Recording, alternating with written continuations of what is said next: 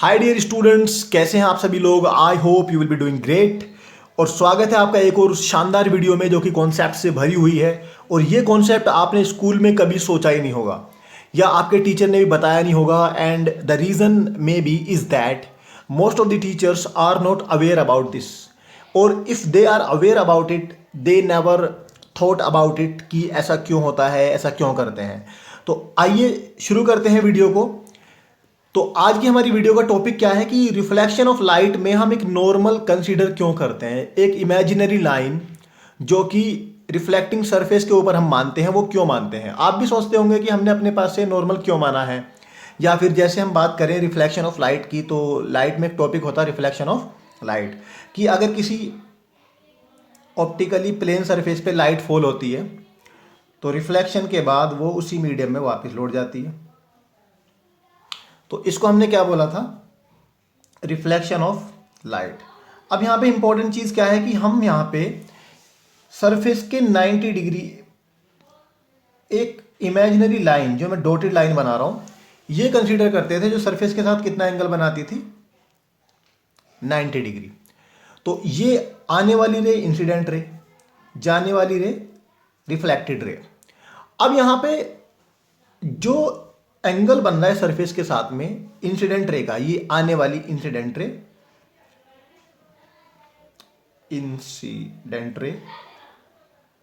और जाने वाली रिफ्लेक्टेड रे। तो यहां पे सवाल ये उठता है कि एंगल ऑफ इंसिडेंस हम इसको बोलते हैं आई, और इसको बोलते हैं एंगल ऑफ रिफ्लेक्शन आर। तो ये एंगल ऑफ इंसिडेंस जो आई है, ये सरफेस और इंसिडेंट रे के बीच का एंगल क्यों नहीं, ये वाला एंगल क्यों नहीं लिया हमने नॉर्मल और इंसिडेंट रे के बीच के एंगल को ही एंगल ऑफ इंसिडेंस क्यों माना, जिसको हम आई से रिप्रेजेंट कर रहे हैं। तो ये हमारा आज का कंसर्न है, आज का टॉपिक है कि इस नॉर्मल को क्यों कंसीडर किया। देखिए, इस नॉर्मल को कंसीडर करने का सबसे बड़ा एडवांटेज क्या है कि रियल लाइफ में हमारे सरफेस ऑप्टिकली प्लेन नहीं होते हैं। देखिए, अगर हमारा सरफेस ऑप्टिकली प्लेन होता तो हम ये वाला एंगल ले लेते। अगर हर जगह पे हमको सरफेस इस तरह की मिलती कि वो प्लेन सरफेस है, तो उस केस में हम एंगल ऑफ इंसिडेंस इसी को मान लिया करते। इसको हम कहते थे angle of incidence, the angle between the surface and the incident ray. But in practice what we do, we consider the incident angle, the angle between the incident ray and the normal, which is denoted by I here. So अगर यहाँ पे आप I मान लेते no problem. लेकिन अगर students आपका surface हो जाता रफ, अगर आपका सरफेस इस टाइप का होता और आपने इंसिडेंट रे यहाँ पे फॉल करी सपोज, तो अब ये जो आपका एंगल है कुछ इस तरह की फॉर्म ले रहा है, ये आपका एंगल होता। तो यहां पे ये दो लाइन के बीच का एंगल नहीं है, यहां पे एक कर्व बनना है। और एंगल क्या होता है, स्ट्रेट लाइन के बीच का एंगल हम ऐसे कंसीडर करते हैं कि दोनों लाइन क्या हो, स्ट्रेट हो। ऐसा नहीं हो सकता आपका एंगल कि आपने एक लाइन ऐसे खींच दी और एक ऐसे खींच दी और आपने इसको थीटा कह दिया या आपने एंगल कह दिया। तो रियल लाइफ में क्या होता है, इन प्रैक्टिस कोई भी सरफेस ऑप्टिकली प्लेन नहीं है या फिर हम बनाते हैं प्लेन, तो मोस्ट ऑफ द केसेस में we deal with the rough surfaces.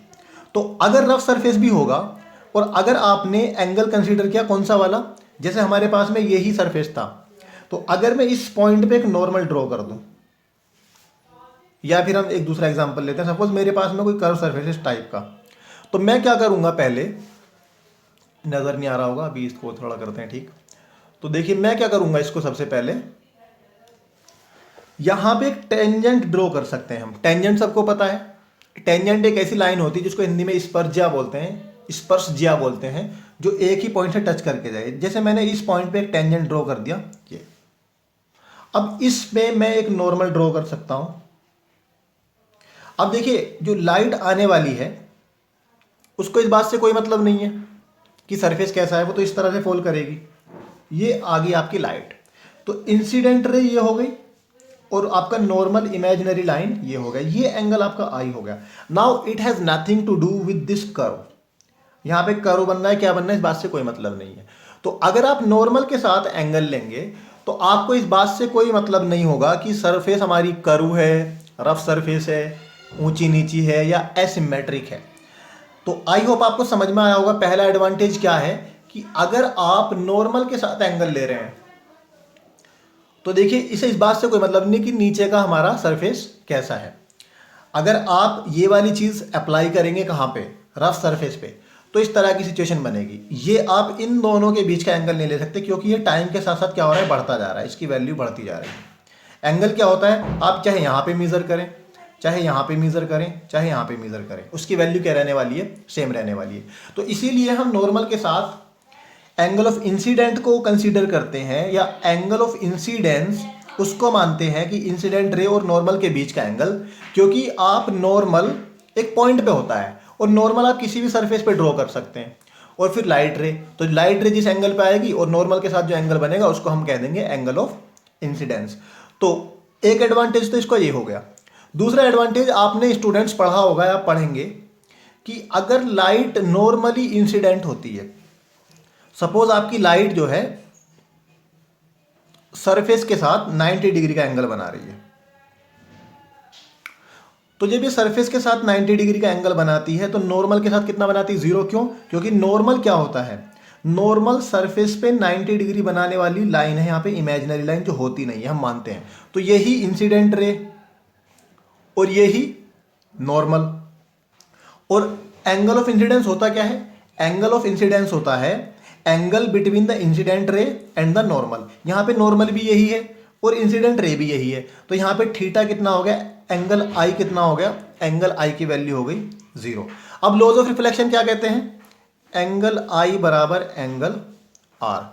तो जितने एंगल पे आई उतने ही एंगल पे इसको लौटना पड़ेगा, मतलब 0 एंगल पे आई तो 0 पे ही जाना पड़ेगा नॉर्मल के साथ। तो हम ये देखते हैं कि जब लाइट नॉर्मली इंसिडेंट होती है तो उसी पाथ से वापस चली जाती है। एक्चुअल में 0 डिग्री पे फॉल हुई, 0 डिग्री पे वापस लौट गई, अगर हम हमारा ये सरफेस क्या है, प्लेन सरफेस है, ठीक है। तो दूसरा एडवांटेज ये हुआ कि अगर हम ये जानना चाहते हैं कि सरफेस पे नॉर्मल कौन सी लाइन होगी, तो हम क्या करेंगे, रैंडम लाइट को फॉल कराएंगे अलग अलग सरफेस पे। जैसे मान लिया मेरे पास में ये कोई रफ सरफेस है, तो मैं यहां पे क्या करूंगा, लाइट को फॉल कराऊंगा। सपोज लाइट मैंने इस तरह से फॉल कराई और वो कुछ एंगल के साथ लौट गई, तो ये हमारा नॉर्मल नहीं है। लेकिन इसमें ज़रूर एक पॉइंट ऐसा होगा कि अगर मैं उस पॉइंट पे लाइट को फॉल कराऊंगा तो उसी पॉइंट से लाइट वापस लौट जाएगी, तो मुझे पता चल जाएगा कि ये वाले पॉइंट पे हम नॉर्मल ड्रॉ कर सकते हैं, ये पॉइंट हमारा नॉर्मल है। तो अगर आप नॉर्मल के साथ एंगल लेते हैं तो एक फ़ायदा तो ये होता है कि आप नॉर्मल को पहचान सकते हैं। नॉर्मल पहचानने का तरीका है कि लाइट जिस एंगल से आई उसी एंगल से वापस चली गई, मतलब अलोंग द नॉर्मल चली गई। तो आप किसी भी सरफेस पे हिट एंड ट्रायल मेथड से ये पता कर सकते हैं कि उस पर नॉर्मल कौन होगा, और फिर आसानी से आप नॉर्मल के साथ में एंगल ले सकते हैं। तो वीडियो को समअप करते हैं, मैं जल्दी से रिकॉल कर देता हूँ कि हमने एंगल नॉर्मल के साथ में क्यों कंसीडर किया है। क्योंकि नॉर्मल के साथ में लेना हमारे लिए आसान है और ये हमें बहुत सारी प्रॉब्लम से बचा देता है। तो मैं रिकॉल करता हूँ जल्दी से, एंगल ऑफ इंसिडेंस हमारा ये नहीं होता विद द सरफेस। कौन सा होता है, एंगल ऑफ इंसिडेंस होता है हमारा नॉर्मल के साथ में, ये जो इमेजिनरी लाइन है जो सरफेस के साथ कितना एंगल बना रही है, 90 डिग्री का। तो ये वाला एंगल हम एंगल ऑफ इंसिडेंस लेते हैं। नीचे का सरफेस कुछ भी हो, हमें इस बात से मतलब है कि इस पॉइंट पे कितना एंगल बना। हमें इस बात से मतलब है कि सपोज ये सरफेस है, इस पॉइंट पे ये तो हो गया नॉर्मल, और सरफेस कैसी भी हो पॉइंट तो हमारे लिए लाइन की तरह बिहेव करेगा, और ये आपकी इंसिडेंट रे हो गई। तो आप ये वाला एंगल कंसीडर करेंगे, इंसिडेंट रे और ये नॉर्मल। और दूसरा क्या कर सकते हैं, आप इसको पहचान भी सकते हैं। आप किसी रैंडम पॉइंट पे लाइट को फॉल कराइए, अगर वो उस पर गिरने के बाद उसी से वापस लौट गया तो वो हमारा नॉर्मल हो गया। तो नॉर्मल को पहचान भी सकते हैं। दूसरा, सरफेस कैसा भी हो, रफ सरफेस हो, कर्व सरफेस हो, एसिमेट्रिक सरफेस हो, अगर आप एंगल ऑफ इंसिडेंस नॉर्मल के साथ लेंगे तो आपको आसानी होगी। You have nothing to do with the surface, whether it is a rough surface, it is a curved surface, it is a asymmetric body. I hope आपको समझ में आया होगा। अगर आपको अब भी समझ में नहीं आया तो you can write in the comment box about your confusion. I will be trying to make your confusion clear at the very same time. Thanks for watching. Please share with more students so that everybody could get the benefit of starting this channel, which is sharing the concepts, sharing the why of physics, and making the typical and professional terms of physics a simpler one. Thank you.